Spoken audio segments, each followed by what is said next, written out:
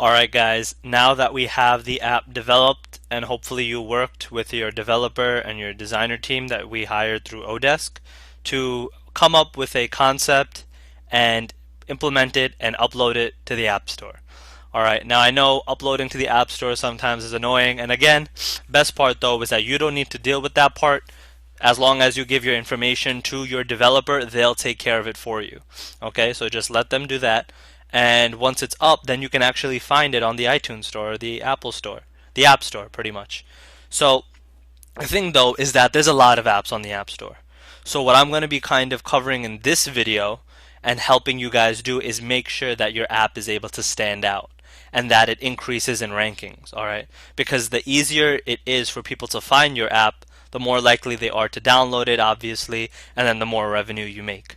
Okay, so I think if you've been in business for any time, you know how important marketing is. Okay, it can make or break your entire company, and you have to make sure that you put effort into marketing. It's great that you got the app out, but now you need to have it stand out. And how do you do that? Well, I'm going to tell you the factors that affects where your app stands. Now, as we talked about in previous videos, we talked about ASO, or App Store Optimization.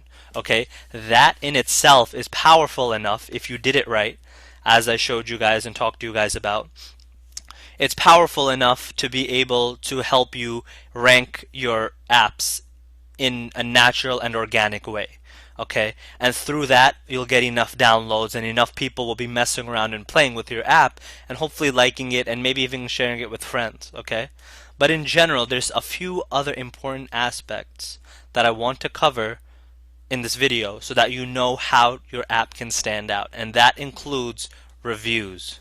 Alright, reviews are the lifeblood of many industries, the restaurant industry, but in general the reviews will make or break your game too. Alright, it's very important. Okay, if you can get several ratings, right, because it's just like a snowball effect. Alright, when you release your app in the first place, you're not going to have any reviews, obviously, because it's a fresh game. But if you can start accumulating ratings and reviews, then all of a sudden your app will jump up many places in the rankings. Not only within the certain keywords that we discussed through ASO, but also in general so that people can find it more.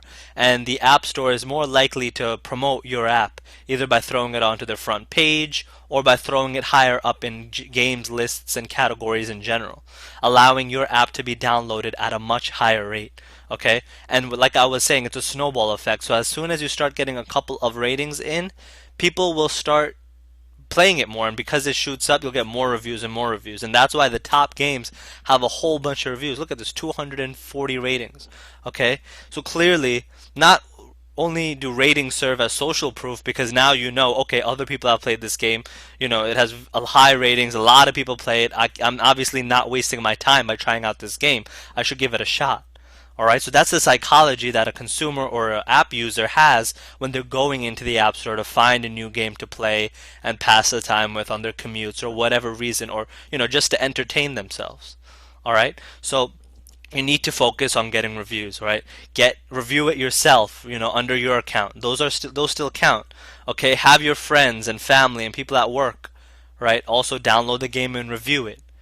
Right? Because every single review will help. You can throw a post on your Facebook or Twitter and tell people to download it and check it out. All right?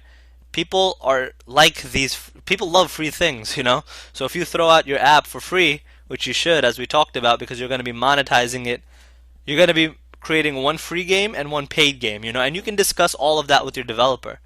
Pricing strategies is something that I might come up with in another course, or if there's enough demand for it, I'll add it. But what you can do, and here's probably the biggest secret, to help you lower your costs and increase the amounts of apps that you output. For every version of game that you create two versions at least. Create one version which is free in the App Store to download and play, but it has ads in it. Right, so you monetize it through ad revenue. And then have another version that's a paid app, 99 cents, alright, normal cost, 99 cents, with no ads. Alright, so from one single development, you're coming up with two apps, which means double the amount of chances that you're able to be found, double the amount of revenue, I don't think I need to go into more detail about that, but that's just something that you guys should be doing. And there's very little coding changes necessary to go from a free game with ads to a paid game with no ads. All right, your developer will do it. They'll charge a little bit of money, but it should only be a few hours worth of work. So depending on how much you're paying per hour or how highly qualified and skilled your app developer is, that'll pretty much dictate the cost or the extra price that you'll pay. But it'll be extremely low in terms of being able to come up with a whole nother app in the App Store. Okay, because this is a numbers game, right? If one app makes you $50 to $100 to $200 a month, then think about how much 5 apps makes. It'll make you a minimum of $250 to $500 to $1,000 a month, right? Or if you come up with 10 apps or 30 apps, the sky's the limit. Once you get the ideas, once you get the ball rolling, you'll see how fun it is and how much profit you can make just passively, just coming out with it. So that's the thing that I need you guys to focus on. All right, is ratings. Get reviews, get as many as you can, because that'll help your game stand out. All right, and finally, what you need to do is take some good screenshots.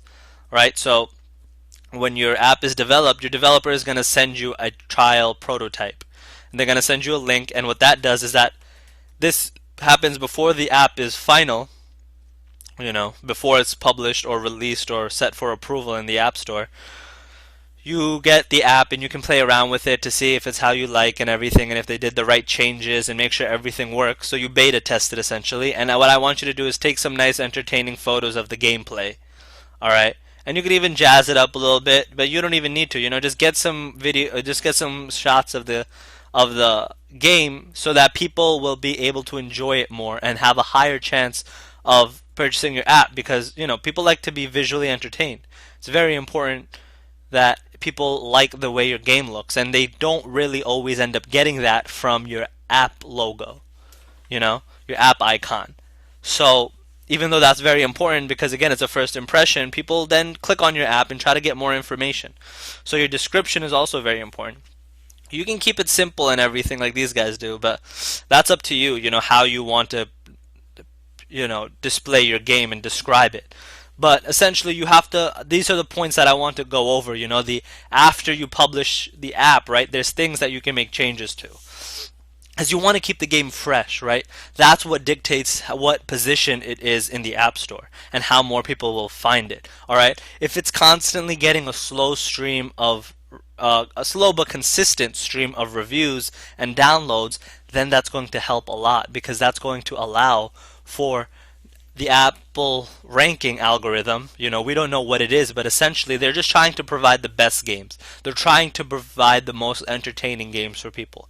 So if they see that your app is getting reviews, that's going to make it look good, because it's going to show that, right, this is a fun game that people are playing, and it'll shoot it up into the App Store and into higher rankings.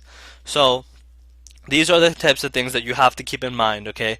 Once you publish the app, make sure that you get some screenshots. Make sure you set a good description, okay? I know this is a lot of information in one video, right? I'm trying to cover all the aftermath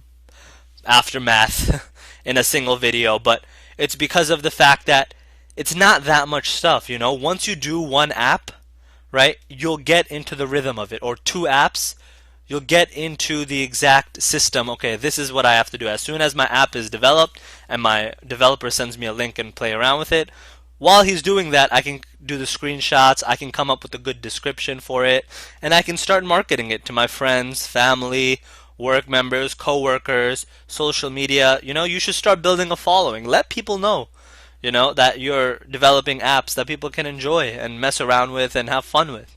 Alright, because that's the key thing. I want you guys to have fun with this, and I want you guys to make money with it. And you can do both these things if you follow my instructions. So, like I said, I hope that clears it up for you guys. That's pretty much everything that you need to know for the after marketing of it. Alright, so get those reviews, get those screenshots, get that description. Alright, I'll see you guys in the next video, but that should pretty much wrap it up. Take care.